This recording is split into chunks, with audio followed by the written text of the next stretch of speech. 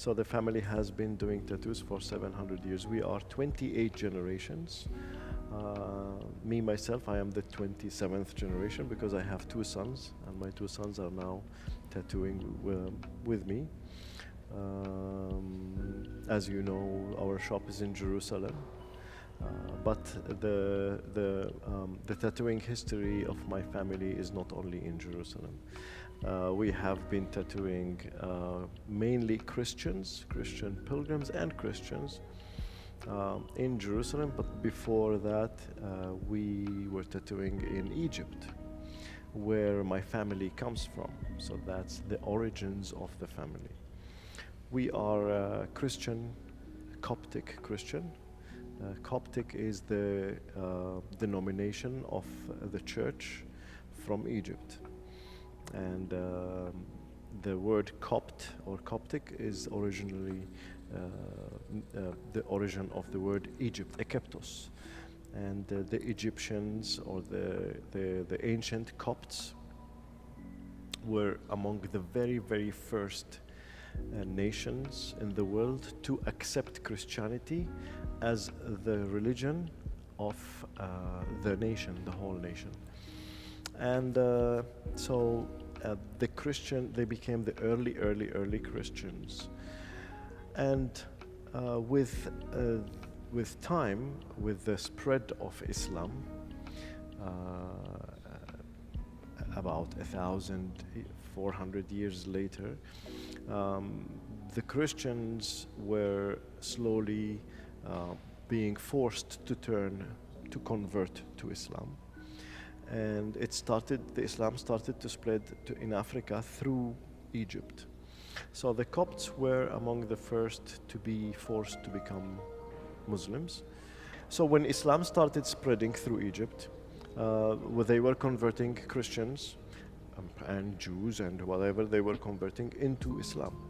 And so those Christians who did not convert to Islam and chose the hard way of staying as Christians and pay taxes to the Islamic State at that time, because if you are a Muslim, if you convert to Islam, you wouldn't pay the taxes. But if you choose to remain as a Christian, then you have to pay the taxes as a Christian. And so those who remained to stay Christians were actually tattooed with a cross on their arms, so that the tax collectors will know that they are Christians, so that they will be treated as Christians and not as Muslims. So in the beginning, this was done, the tattooing was done on the Christian Copts in a negative way, in a bad way, to mark them as the bad people or as the people who are not Muslim. So then the Christians started using this sign, this mark that was tattooed on them, so that they themselves will know who still remain to be a Christian. And it was even used as a pass to enter churches. So if you didn't have a tattoo, they would want you to prove that you were a Christian. But if you had the tattoo, you just show it, they let you in the church, because they wanted to know everybody who comes in the church is Christian. And so in this way, the Christians started using this tattoo as a mark of identification.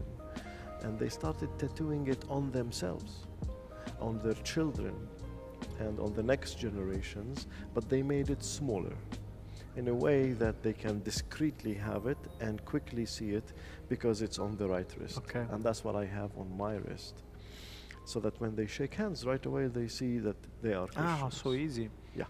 So that was the spot, and it was always the same spot, because you would always look for it.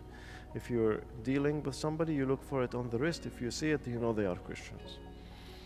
This is done on almost every Coptic person I have seen in my life for hundreds and hundreds and hundreds of years. And so my family was among those tattooers who would tattoo the cross. And this was done usually in a church. So outside the church, there is like the courtyard, and this is where you would see a little booth or a little table with somebody sitting there doing tattoos on little kids, little children. So it's like it's considered to be like a baptism. So if you get it, when the child gets a tattoo, they make a celebration for the little child. Although he would be crying like crazy, but still it was like a celebration. And so this was what my family was doing back in Egypt. So that's 700 years ago. So for 200 years they were doing this in Egypt. Then 500 years ago they went to Jerusalem on pilgrimage. Okay. And like all Christians who would come from all over the world to do the pilgrimage, it would take them, months to come to Jerusalem, either walking or by ship or on donkeys or horses or whatever it was, to come to Jerusalem for pilgrimage.